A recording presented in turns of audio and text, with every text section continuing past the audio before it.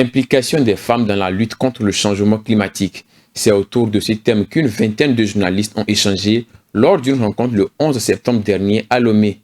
La rencontre a été initiée par l'Association togolaise des journalistes engagés pour l'environnement avec le soutien de l'association Famille engagée pour le développement inclusif en Afrique. Elle a permis de sensibiliser sur le rôle crucial des femmes dans la lutte contre le changement climatique et mener des réflexions sur comment encourager les organisations féminines en mettant en lumière leurs actions.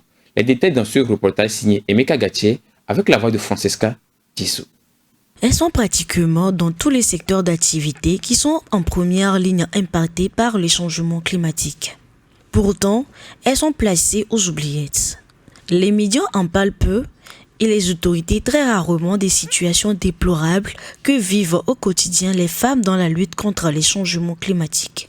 Face à ce constat et pour que la lumière soit faite de façon continue sur les efforts de ces dernières, l'Association togolaise des journalistes engagés sur l'environnement ATJ2E a tenu ce 11 septembre 2024 un atelier sous le thème « L'implication des femmes dans la lutte contre les changements climatiques ».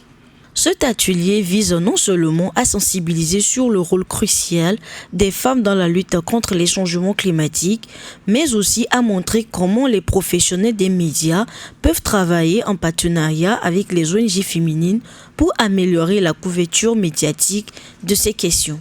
Selon l'ONU, les femmes ont 14% de risque de meurtre à cause des catastrophes climatiques.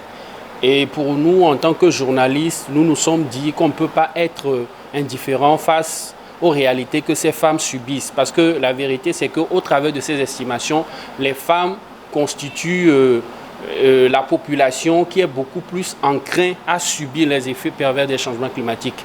Et au travers de cette initiative ou bien de cet atelier que l'association FEDIA a bien voulu soutenir, nous voulons amener les journalistes à beaucoup plus tourner leur regard au niveau des femmes qui subissent les effets pervers des changements climatiques et qu'au travers de leur professionnalisme, traiter les informations afin que ces femmes-là puissent trouver beaucoup plus de solutions à leur situation et qu'enfin que leur voix soit véritablement portée au niveau des décideurs, parce que ce sont les décideurs qui doivent réellement proposer des solutions à ces femmes qui subissent les effets pervers des changements climatiques.